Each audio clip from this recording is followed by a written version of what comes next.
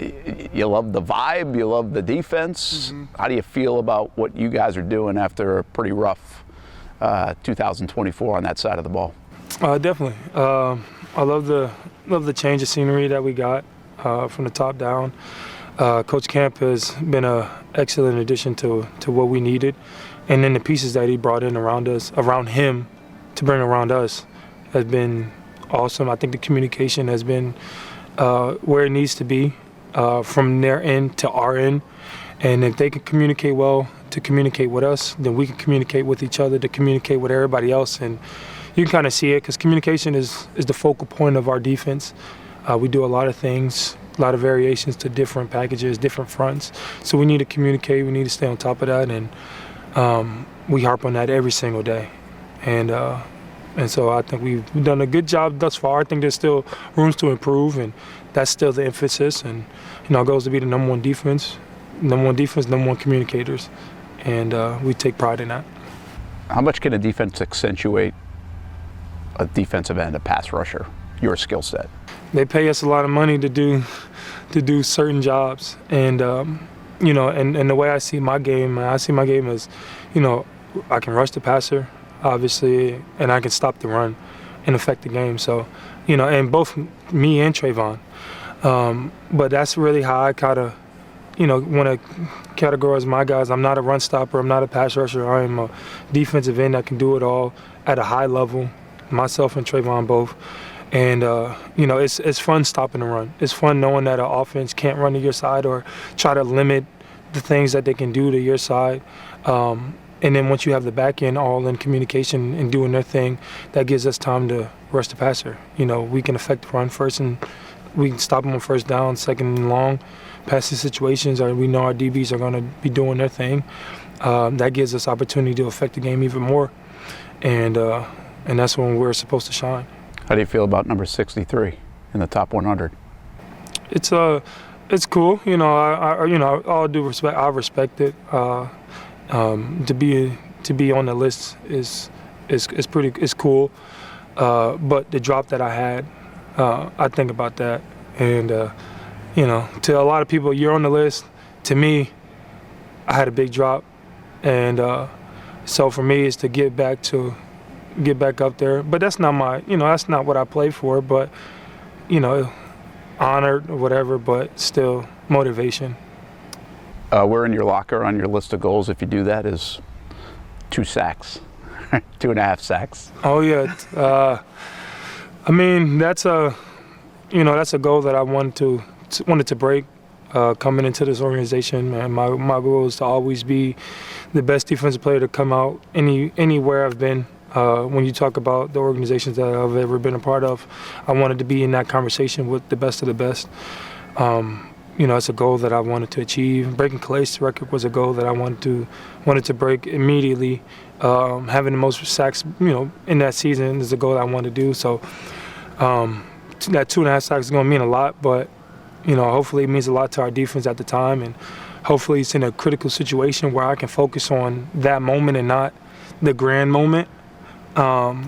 And so we can just keep on pushing and keep on stacking them up. Your story's out now, and your son's story is out.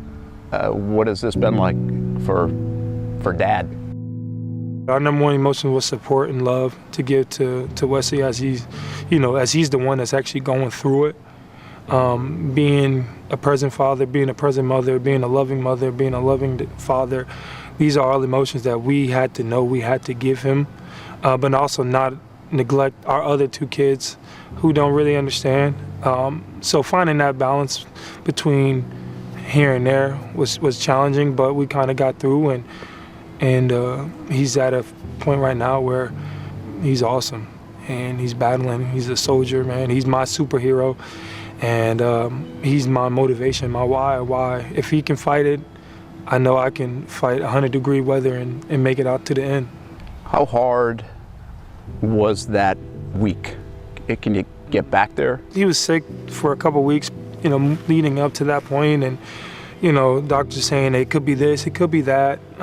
So really not really knowing, and then having that call, leaving work here, and my wife telling me like, "Hey, come to the hospital." He's at the emergency room. okay. It's like, okay. Sitting there waiting, trying to still make it special because it is his birthday, and, he's not feeling good. So just trying to, butter him up or whatever. And then getting him admitted and getting the blood work. And then I think it was probably around like 2 or 3 in the morning. Doctors came back. It was really early in the morning. Doctors came back and, pulled me and my wife out and let us know what they think. It wasn't like actual he has it, but it was just like he may have this. All the signs are saying the blood work kind of seems like he has this, and it was just like, nothing else mattered. We had this final game after that, and everything was right here. Like nothing else in this world mattered besides being there for him and feeling these emotions and crying, but I had to suck my tears back in to laugh to him. I think that part was the hardest part looking back. It was a tough time, definitely. The first couple months were really hard. When they started giving him the medicines and you start seeing his body change, and that was really tough. Where are you emotionally now in all of this? I mean, and your wife, Caitlin? 6 months ago, man, you couldn't ask me this question, but now it's like we're at peace. He has 1 more month, and then he's cancer-free. Well, he's cancer-free right now, actually. He's in full remission, which is a blessing.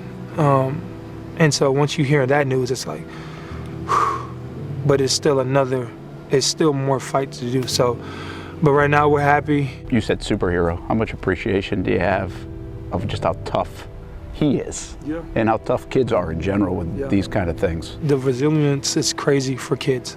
He's not worried about, cancer. He's not worried about things that are happening, and that's why it shocks me. And so it just makes me like, okay, ooh, I can't show weakness. I can't show that I'm scared, that I'm nervous, that I gotta put a smile on my face and attack each day. And then you look at other kids who don't have the love and support of their family members. That's where my mind goes to, because I know how we kind of just bombarded him with so much attention, so much love. My family came down, her family came down, and we were around him. He was never alone. And so we were always there. He had always somebody by him.